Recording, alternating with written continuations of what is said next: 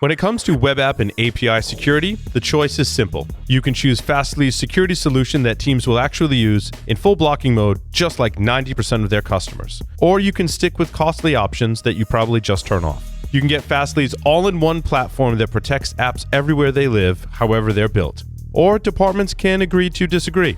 You can go to securityweekly.com/Fastly to learn more. Or you can just wish you had. Searching for the best way to protect passwords and privileged accounts? Thycotic empowers security and IT operation teams to discover, secure, and manage all types of privileged accounts with the fastest time to value of any privileged access management solution. Get up and running fast with solutions for privileged account discovery, turnkey installation, automation, auditing, and reporting tools with Thycotic's free 30-day trial. Thycotic, the fastest growing PAM provider in the market, available both on-premise and in the cloud. Get started today with a free Thycotic secret server trial at securityweekly.com/Thycotic.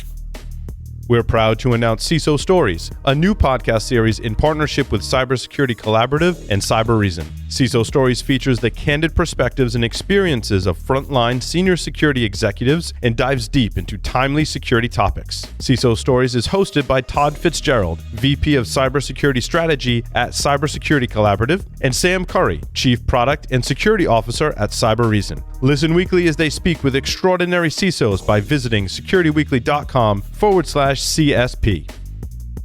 Welcome back, everyone, to Enterprise Security Weekly. If you want to stay in the loop, all things Security Weekly, check out all of our shows on the network, including Security and Compliance Weekly, Security Weekly News, and others. You can subscribe on your favorite podcast catcher. You can also subscribe to our YouTube channel, sign up for our mailing list, and join our Discord server, all at securityweekly.com/subscribe.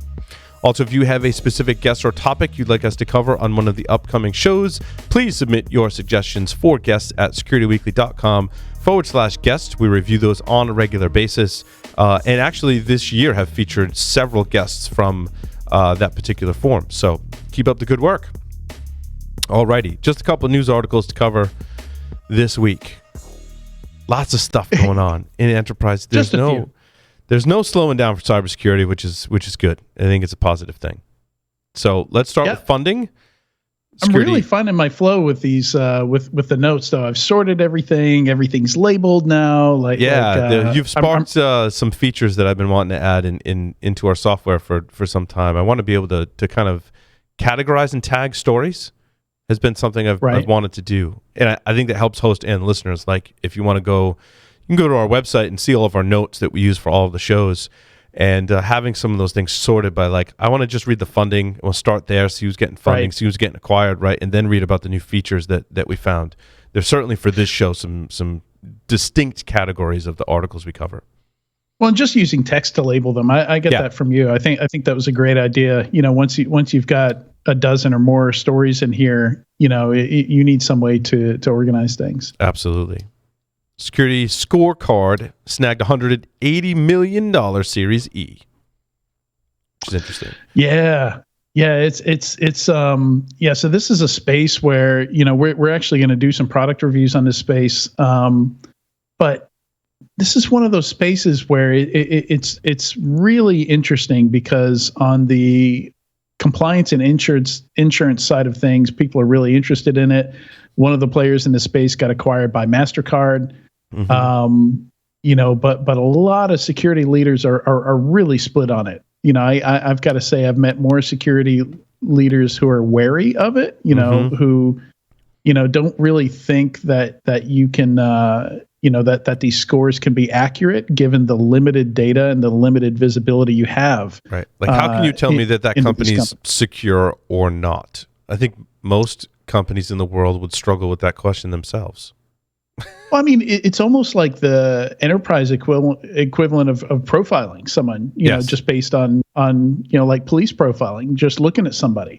Like, you run into a lot of those issues with bias, you know, that are going to come from that, you know. So they're trying to say it's science, but, you know, I don't know. It's tough because there's so many factors you can't see. But I guess that's the $290 million question, because that's how much funding Security Scorecard has raised, and it's a lot. Mm-hmm. Could we equate this to or compare it to, like, just generally the credit Equifax size of market, right? Is the cybersecurity scoring, credit scoring, so to speak, is that an equivalent total addressable market as what Equifax is trying to tackle on the credit scoring side of the house? Not, You know, maybe. I mean, I think it's maybe not the same, because that's more about individuals, individual credit scores. I mean, business credit checks are also a thing, but this is entirely B2B, so it's still huge, right? Right, that's what I'm getting at. Is it still a big enough total addressable market that 290 million does make sense, because then it ends up informing the debt market, the insurance market, all these other things that look at the consumer credit reports. Is it similar markets that are going to leverage the scoring market on the B2B side in this case? And I think the important question here is, do people care how accurate it is? Or do they just want to have a number, something that they can work with? Yeah, and I don't think individuals will care. I don't think an individual buying from a company is going to give too much of a hoot to the cybersecurity score. But I think it really enables, again, insurance and other larger markets to make more educated debt, to make more educated decisions. I mean, more of the customers of the product. Are they going to care? Or is it more important to them to have some way to classify? And for them, they don't necessarily care how accurate it is. They want the ability to say, hey, we've done some due diligence. Yeah, it's all about the accuracy, or how, if you have a score, you just need to know how accurate that can be, right? Not necessarily accurate, but how impactful that score is. When we talked about it last week on Paul Security Weekly about software, tell me if that software or that hardware device that has software, is that secure or not? And there's a lot of ways to measure that, but if you can measure enough things to be relevant enough to go, that device is not secure because there's default passwords everywhere and heinous stuff, but this device is more secure than that one, right? I don't think we're ever going to get to this is an awesome level of security because we looked at everything. You just got to look at enough factors to have something meaningful. And I guess that's the question, whether it's Security Scorecard or government regulations or other initiatives that are looking at it in terms of what's the one that looks at the electrical things? What is that called? It tells me somebody's not going to blow up, right? There's United Laboratories? Yeah, UL. Yeah. So is it more like a UL rating, right? How do we apply that to companies? How do we apply that to devices and software? I think it's more of a ISO 27000 type of thing. That too. Just because you've gone through ISO 27000 doesn't mean you're not going to get breached. Just because you're PCI compliant doesn't mean you're not going to get breached. But it is some kind of baseline. It shows you've gone through some kind of process where you've thought about these things. It's had some impact on your security. And actually, in this case, this is entirely outside. These people haven't interacted with Security Scorecard, but yet Security Scorecard is giving them a rating, right? So it is a little bit different from certifications that people, a SOC 2 or something like that, where you actually seek it out, and work to get it. All right. But I think that's my hot take. That's my prediction, is that I think it'll be used like that.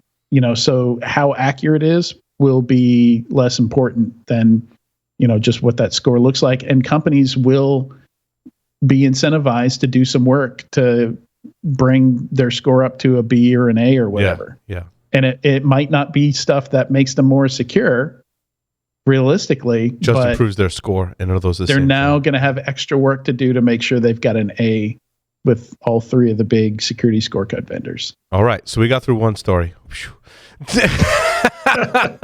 20 more to go. That's an important one. I mean, that's a whole category. Yeah, we opened with a big one there. A big one. Let's see some other funding announcements. Secureframe raises an $18 million Series A in cybersecurity compliance. Speaking of, we were just talking about SOC 2s and ISO 27000, weren't we? Mm-hmm. So yeah, I think that's not sexy at all, but very valuable. I mean, SOC 2 and ISO 27000 can be very painful. So any kind of service or tool to help you through that, I think could be pretty popular. That's a super crowded market, hyper crowded market, and deal sizes for those types of companies are sub 10K annual deal sizes.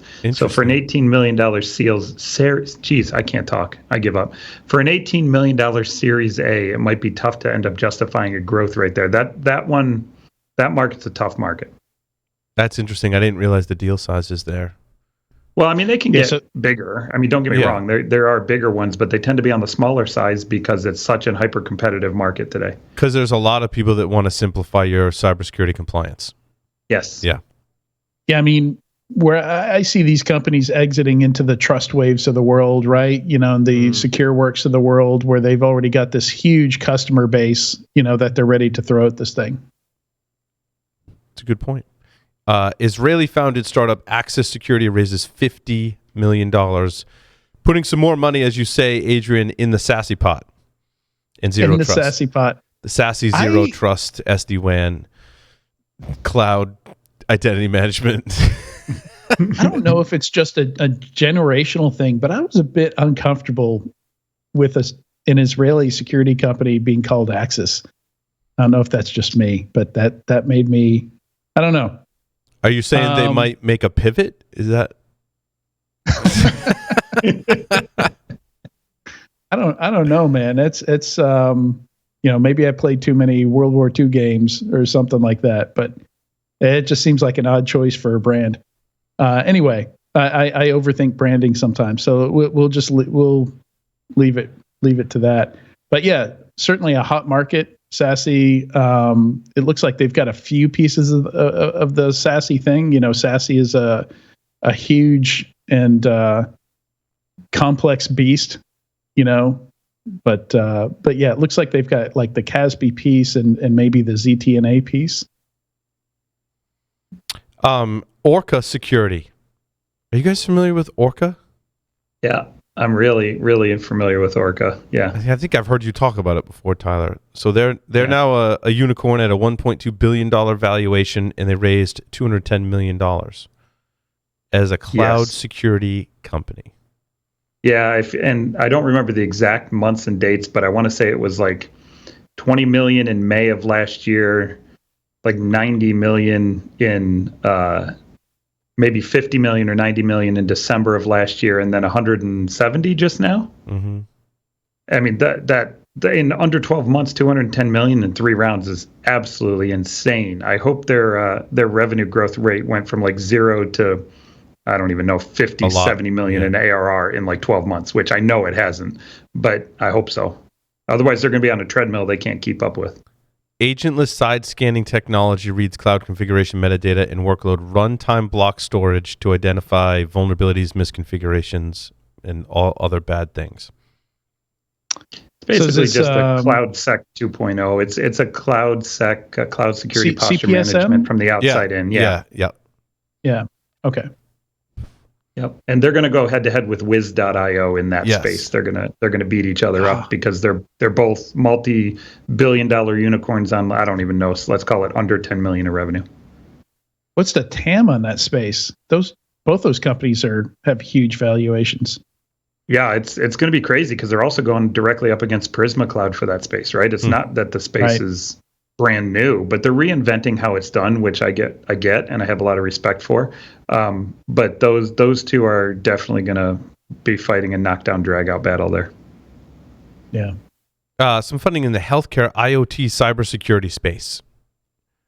Speaking of TAMs, it's a very, very specific space, and it seems that healthcare security gets kind of its own subspaces. It's like one subspace of cybersecurity that hyper focuses on healthcare. And I mean, I get it. There are unique challenges certainly too. Yeah, you kind of have to, right? Yeah. Like with regulations, you have to speak the same language as the healthcare folks. Yep. Like you have to understand how their networks are built. You can't just go in there selling like you do to a bank. Yeah, and I think ICS is the other similar kind of model where it's a whole subspace. Mm-hmm. Yeah, OT. Yeah, Cylera secured $17 million in funding. Yeah, I do see a lot of funding in healthcare cybersecurity startups. So.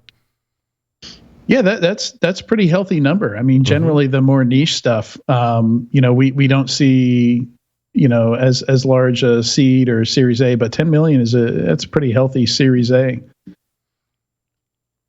I like the non-funding announcement because it was different. Yeah, so full disclosure, I worked at Thinkst for a year and a half, and I know Haroon well. And one of the reasons I wanted to go over there is just the way they do things is so different. And this is an excellent example of that.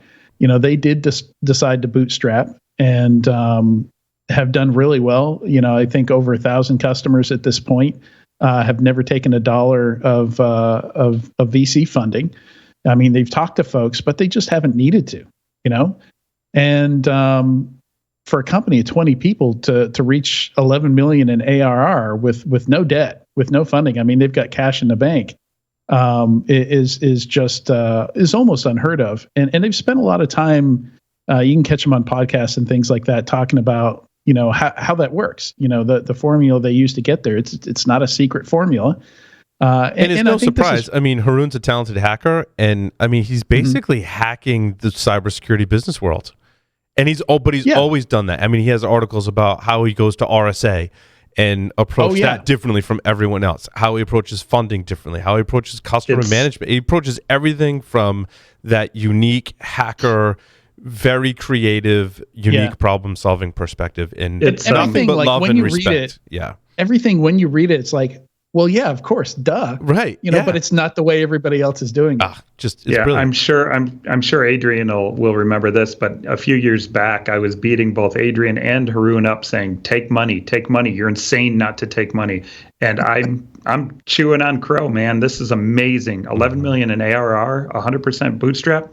Man, you just showed me you don't have to take it to win. Right. Yeah, not even in Silicon Valley. You don't have to take it to win. And if you think about it, had he taken the dilution of ownership, he'd probably have way less money in his pocket now than what that company is worth today, having bootstrapped it from zero. Can we give Haroon and things like honorary unicorn status? Because I think it's like its own very special unicorn status.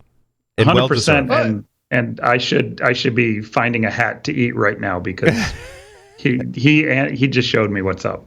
It's awesome. What's the official? I feel like it needs to be something other than not a unicorn. Yeah. I don't know what the official bird is of South Africa, but unicorns are birds.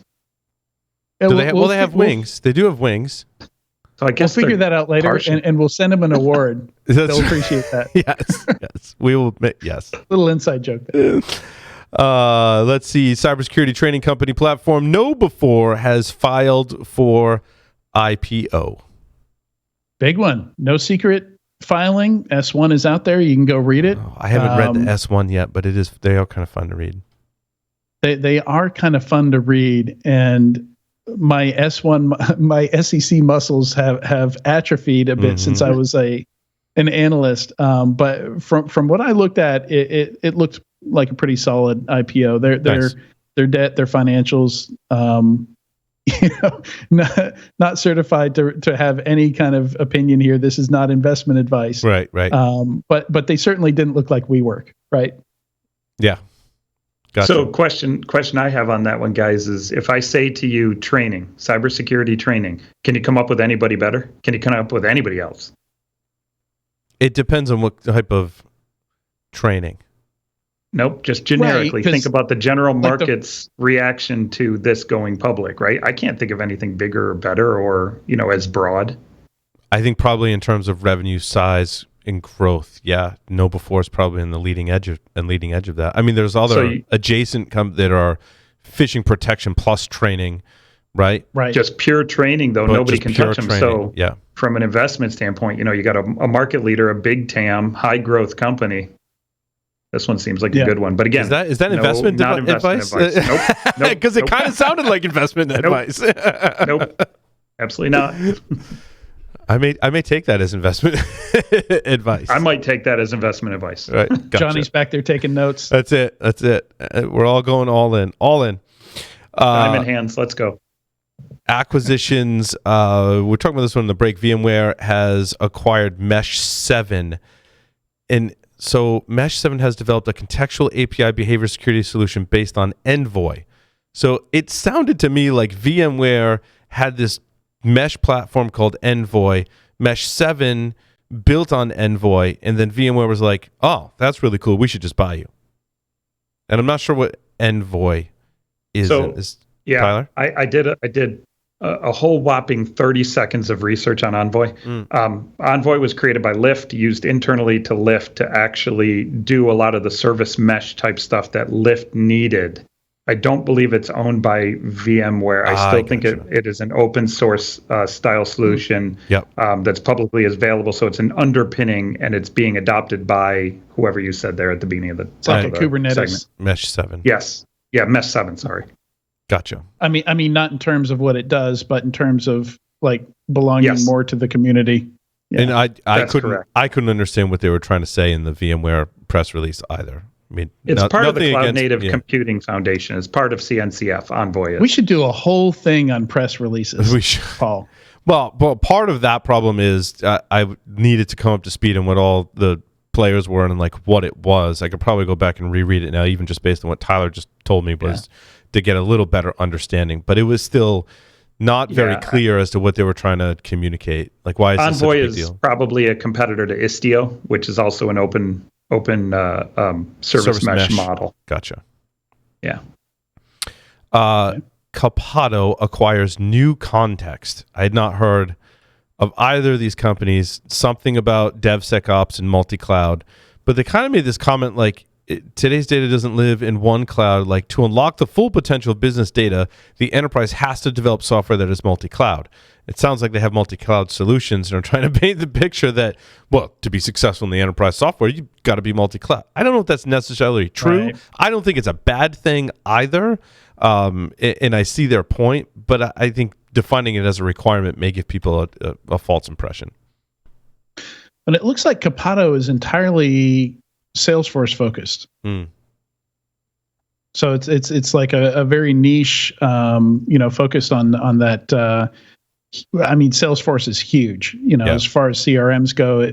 A lot of people think of it as as a drop-in product, like a bigger, more complex HubSpot, HubSpot. It's really a platform you develop on more so than something you drop in. Yeah. There's an entire industry around consultants that build out your Salesforce for you. They customize the fields, the data that you can put into it, your workflows, and it's impressive what you can do with it. But there's a lot of money you got to invest in it. So it doesn't surprise me at all to see, a native DevOps solution just for Salesforce. Yep. I really want to talk about Linksys and Fortinet, and it's not an acquisition or funding, but I just found it really interesting because they're forming this alliance. Fortinet made a strategic investment of $75 million in Linksys, and Fortinet will appoint a representative on the Linksys board of directors. But it kind of sounded like the alliance was to further secure and optimize performance and management of home networks in today's work from home environment. I sort of predicted this if everyone is going to be not everyone, a lot of people are going to be working from home more so than pre-pandemic. And who makes a device that can help home users be more secure and connect back to the enterprise? I'm like, there needs to be this kind of melding of a consumer product with an enterprise security company. And then I saw this. I was like, oh, this is kind of the first inroads. Like, how do I get these devices that maybe Linksys makes or Fortinet or some partnership, right, to all of my users so they can plug into a network that's more secure by default than what you would get with more traditional like home user gear? I feel like there's some irony here. Wasn't Linksys owned by an enterprise networking company? They were owned by Cisco, yeah. And then spun back out. And then spun back out. Yep. So round two, I guess. Let's try this again, because the problem is definitely there. after the pandemic. I mean, absolutely. There are millions of home networks that are now part of corporate networks, right? Effectively. Isn't this what Meraki was meant to solve, though? Yeah. A lot of the Aruba too had a lot of that early on, that you basically carry your wireless access point with you, right? And it would tunnel you back in and be your access point wherever you go. Yeah, but didn't make it that far down. Yeah. So I remember, I used it, and some security engineers used it, but like it never made it to let's deploy it out to all 10,000 users. I worked with, when I was consulting, I worked with a lot of retailers, and on the enterprise side, worked with some organizations that had sales offices, a lot of small offices where you had 2 or 3 employees, and it was with a lot of the Meraki stuff. I mean, the UTM market, everybody's got something in there, right? There's Sophos, Checkpoint's got something, Palo Alto's got something, and most of them, once you got the subscriptions in there and you bought the hardware, you're talking over $1,000 per location, and it's just not going to work down at the individual employee level. You've got to be around the $100 to $200 price point for that to work at all.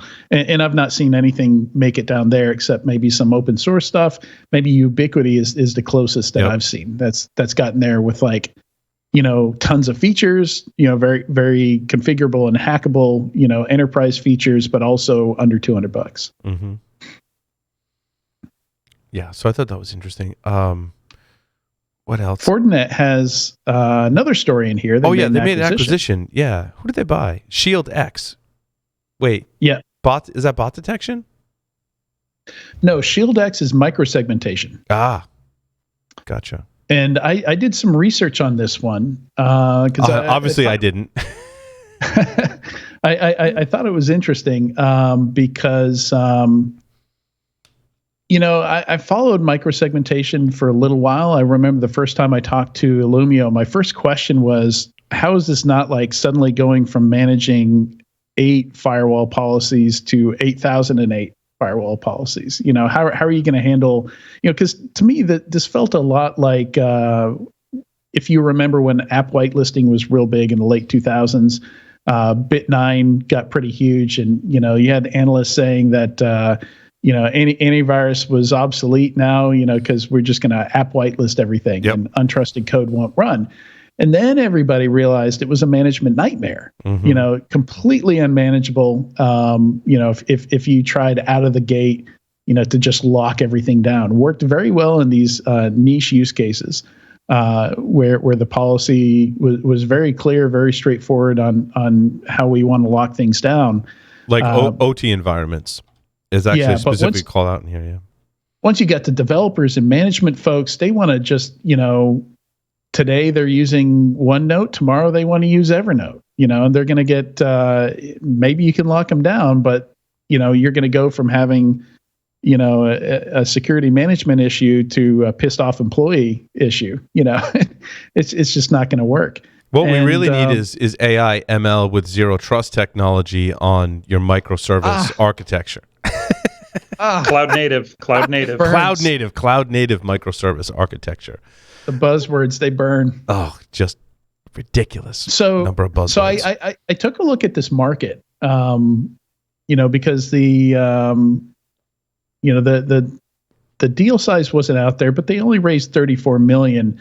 And looking at some comps here, Palo Alto paid $150 million for Aporeto not too long ago on $34.5 million raised.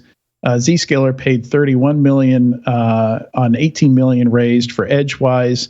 FireEye paid $13.5 million for CloudVisory. So it really looks like, microsegmentation is really tough to get traction with. I think we can all agree that it's useful technology, but I feel like they're hitting those same issues that app whitelisting hit, where it's just really difficult for customers to implement, to manage those policies, maybe not getting the traction they expected to see in this market, and seeing, frankly, terrible returns in this market. So it makes me wonder how Illumio is doing. Their Series A, they've raised $1/3 of $1 billion to date, and really interesting tech, stuff we would love to do, but I'm not sure if anybody's operationally successful in deploying the stuff and getting it configured.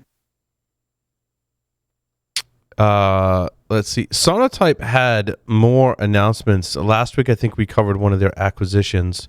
Of course, now it's not loading, but they've got this 5-part announcement. It includes the Muse acquisition, 3 product updates, and support for the Nexus community. And now the story won't load because they have like a community edition. Yeah, it won't load for me either. So I think it's not you, Paul. Yeah, me either. I was actually that was the one article I was relying on to load during the show because it loaded for me. There you go. There you go. Yeah, what is it listed? Because they listed out 5 different announcements, enhancements to their platform. Quick look at the announcements. Acquisition of Muse, Nexus Container, a developer-friendly container security solution providing continuous visibility into composition and management of containers from development to delivery to runtime. Infrastructure as code pack. That's delivers new, out of the right? box guidance to assist developers configuring cloud infrastructure and foster compliance with privacy and security standards. Advanced legal pack and Nexus community. So the Muse acquisition gives them breadth of scanning capability into new areas that they couldn't scan for, including probably some deeper container analysis stuff that Muse brought to the table, thus the Nexus container scanning. Yep. The infrastructure as code, advanced legal pack, both of those are... So advanced legal pack is actually taking a look at the licenses within your... Yep, and giving you a better legal view than just here's the license. It tells you what it means and how to handle it and all that kind of stuff. Infrastructure as code is the ability to scan other infrastructure technologies, again, probably on the back of Muse. So like Terraform and things like that, the ability to scan that kind of stuff. And then Nexus community, I don't know what that is, just expanding their community capability, I guess. Oh, package of free Nexus it's a community edition. Yeah. Yeah, I guess it's a community edition, yeah. Sweet. Yeah, so that's always very cool when somebody throws out a community edition there, lets people get familiar with the product. If you're a small like developer of one shop, now you can get some of the benefits there for free.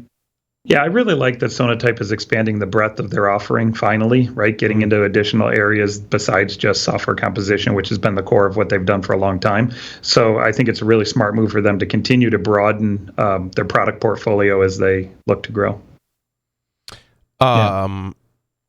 Stellar Cyber's Open XDR eases big cybersecurity data storage woes. They kind of paint that scaling storage is the problem with SIEM and XDR. It though? It could be, and yes, I get that, but it's not the primary problem in my opinion. And I think you guys might agree, right? The problem with XDR and SIEM is like getting the right information to the right people that's accurate. Right. Doing useful things with the information. Yes. Not so much like, how do I scale my storage to handle it? Like, I think there's a lot of different ways you could skin that cat, and a lot of providers that can help you with that. I mean, Google's platform. What is Google's platform for doing that is great at it. There's a lot of ways. Chronicle. Chronicle. Yes. Yep. Yeah. I think it. Yeah. So. Yeah, it's a problem. We hear people complain all the time about their Splunk bills and storage. Yeah. How much they're paying to store stuff in SIEM but I think it's much less of an issue these days than it used to be, and it's an operational issue, which makes this a little bit less interesting for us. Yeah. Because there's not really any kind of improvement on the functionality of the product here. There's no security angle here. This is mainly like, hey, we'll save you some money, and sure, that's going to mean something to somebody, but not the most exciting XDR announcement we'll see this year. Any of your stories, Adrian, you wanted to cover? You had a couple trends in there. You had one in there I thought was interesting, that Philippe is retiring from Qualys. Oh, yeah. Yeah, due to health issues. Yeah, regards go out to him, his family, and everyone at Qualys, of course. It was prominent in the news feeds that he is announcing his resignation as CEO. Yeah, and I think he can do so comfortably. I mean, he's been there for 20 years. He's done quite a bit with Qualys. You should be proud of what he's built there. Sumedh is absolutely 1,000% qualified as well. 100% agree with that. Yeah, I mean, as much as I loved Philippe and the work he's done there, I think Sumedh is going to be able to take them up a notch into the next level, and I think it's a very positive thing. Yep. I also think Philippe was a CC Mail, like in 98. And I remember working with Lotus Notes in the 90s and having like CC, knowing that I think the mail component in Notes was from CC Mail. And Philippe is a character too. I think most people that have met Philippe have a Philippe story of some kind. Yeah. He was on the show Paul Security Weekly at least once. I don't remember the episode, but you can go back and dig it out. It's a good one. Let's see what else in the news this week. So I created a new category here in mine, just called trends. Things that I think are going to have an impact to enterprise security, to vendors, things like that. The first of those was the U.S. Government offering what essentially look like buybacks. They're not calling them buybacks, but buybacks on Chinese telco equipment. To try and create an incentive for people to get off that equipment and not to use it. They mentioned specifically ZTE and Huawei, but they also said that they're going to change the list or expand the list or something like that. So we'll see who they've decided is the boogeyman, next week when they update that. And then Google talking about ditching cookies in Chrome, I thought was pretty interesting. What they're trying to do is shift the way ads are targeted from individuals to groups of like-minded individuals, which I thought was kind of interesting. And I've linked in the actual white paper. It gets quite technical. It goes over my head pretty early on, but they call it FLOC, Federated Learning of Cohorts. So is that, I didn't read the article, and since you at least skimmed it, I have a question. Does that mean that they are going to do the grouping on their side? And so based off of your activities, you'll get your response into is the cohort. same. Your response is the same as most. There's a lot of trust us. We'll do this right. Baked into this announcement. Yeah, and I'll tell you, as a CMO of a company, that completely changes how business will get done. In a really, really aggressive and difficult way. Yeah, Cloudflare had a similar announcement that they've got a product for WordPress that allows you to collect usage data and get meaningful insights without invading visitors' privacy, which is kind of along the same lines, which I thought was interesting. Yeah, we'll just trust Google to hold everybody's information for us, and they can be the determiner of who is what.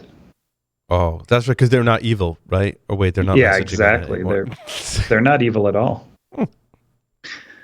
And looks like the social media companies, the big tech, got another friendly invite to the Capitol to talk with have a chat with Congress about surveillance advertising. There's actually a lot of stuff on the docket. I think there's surveillance advertising.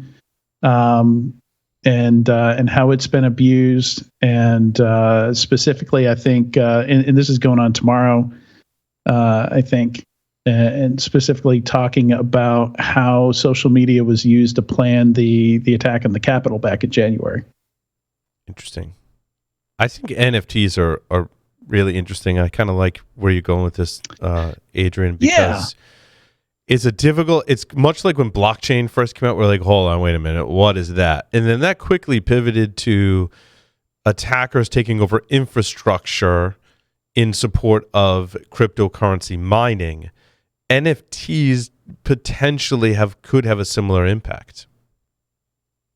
Yeah, I mean, all I'm doing is following the money here. You know, I mean, digital artists just sold something for $69 million, I want to say it was. An NFT, basically a JPEG. Mm-hmm. And the thing is, so I watched a video on this yesterday. Owning an NFT of artwork, specifically, and obviously NFTs can be used for other things as well here. like maybe in-game items and things like that. They're talking about video games in fashion. But right now it's blowing up in the art world. And it means that you own a copy of the artwork, but you do not own copyright to that. The original artist still retains that copyright. And it's blockchain technology that's enforcing this ownership and licensing. Yeah. So right? The NFT itself gets written to the blockchain, and that NFT, as far as I understand, are using Ethereum to do this to create a contract. A digital contract that basically says, yes, you own this object, but there's nothing, so yeah, you just paid $69 million for the new Mona Lisa, but there's nothing that says that artist can't go out next week and then sell 1,000 more of those for $10 a piece and call them prints or something like that. Of course, the artist isn't incentivized to do that because then that diminishes the value of their work. So it's super interesting. And the reason I keep including it here is because with all the money going into this, the fraud is going to follow. Yeah, it's only a already matter happened. of time. There was a site that was buy, sell, trade NFT, basically, that got hacked and stuff like that. Oh, really? Yeah, we covered that PSW last week. You still own, I think, Adrian, you still own, like, let's say you bought that first Mona Lisa and he releases 10 more copies of it. You can still own the timestamp. Timestamp wise, you can still own the first one, which should have some impact on value. But I think what we're seeing here at the highest level, I believe in what it's doing conceptually, but at the highest level, it's a tulip style bubble, right, of the 70s or 80s or whatever that was, when the cost of tulips skyrocketed through the roof. This is going to come crashing down. Do not be the bag holder on these NFTs. I do like it's speculative. It's just like any other market with collectibles. The same rules. That sounds like investment advice. I do like Ethereum to invest in and buy Ethereum, but I am not giving advice. Cautionary advice. Don't get in too early on these NFTs. Yeah. These are just general observations. General observations. That's right. No advice. A final note, open source tools. Console Me for AWS permissions. Yeah, so another interesting tool that popped out of Netflix, and what I found interesting about it is, this isn't just for managing IAM roles in AWS and permissions and things like that for administrators, but it looks like it aims to be user facing as well. So this is an open source tool you could use to do some self-service stuff around managing permissions, passwords, and things like that for employees or, even customers, I assume. Also, interesting looking tool. StackPulse released a free edition of their reliability platform, allowing DevOps and SREs to the on-call process of identifying and responding to service incidents and outages, making that easier. That's a free edition. Free stuff is good. Also, CTO.ai launches a serverless Kubernetes platform because we needed more Kubernetes platforms, I guess. Oh, the one I wanted to pull out from here, closing note, says the platform was created to address the estimated $300 billion lost in developer productivity every year, much of which comes from complex modern cloud tooling. I thought that was an interesting statistic. There is an asterisk there. Hopefully they back that up with some kind of, I don't know what research they had to back that up with. There is a reference there, but... Yeah, that's a heck of a claim. Much like valuations, research is not required to make claims. Yeah. I do. I mean, numbers aside, I do think that messaging on loss in developer productivity due to troubleshooting complex platform issues. I mean, Trey talked about that in the top of the segment, in the top of the show. I do think that is a problem. That asterisk does not seem to go anywhere. I think somebody copied and pasted out of the original press release. Oh, I did. Yeah, that's a quote from the original press release. Right. It's not your asterisk. It's them. And There's no. I'm looking at the original reference. press release, and yeah, it doesn't. Gotcha. It doesn't go anywhere. So yeah, they put an asterisk there, but it's not really helping. Productivity is a really tough thing to even measure. Much less make any claims of benefits based on it. I mean, you really want to improve developer productivity? Fix email. Forget Kubernetes. Yeah. Like fix email, and you improve everybody's productivity. Very true. But anyway. Well, thank you everyone for listening and watching to this edition of Enterprise Security Weekly. Adrian and Tyler, fun as always. We'll see everyone next time.